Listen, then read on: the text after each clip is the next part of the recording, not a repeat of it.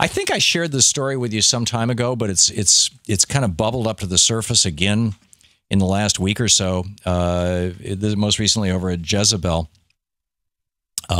piece by Julianne Escobedo Shepard. Nixon policy advisor admits he had invented the war on drugs to suppress anti-war left and black people. And this is this is pretty amazing. Dan Baum, who was writing a book, interviewed John Ehrlichman, and this was back in 1994. But he's now writing about this. He says, at that time, I was writing a book about the politics of drug prohibition. I started to ask Ehrlichman a series of earnest, wonky questions that he impatiently waved away. You want to know what this is all about? He asked with the bluntness of a man who, after public disgrace and a stretch in federal prison, had little left to protect.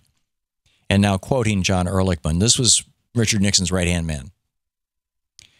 Quote, the Nixon campaign in 1968 and the Nixon White House after that had two enemies, the anti-war left and black people. You understand what I'm saying? We knew we couldn't make it illegal to be either against the war or to be black, but by getting the public to associate the hippies with marijuana and blacks with heroin, and then heavily criminalizing both, we could disrupt those communities. We could arrest their leaders, raid their homes, break up their meetings, and vilify them night after night on the evening news. Did we know we were lying about the drugs? Of course we did.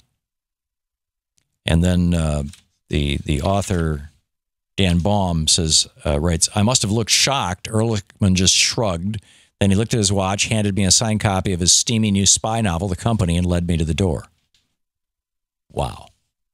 To watch more clips from our programs, hit the Watch More Videos button over here. And please be sure to hit the handy-dandy subscribe button so you'll always be up to date. Tag, you're it.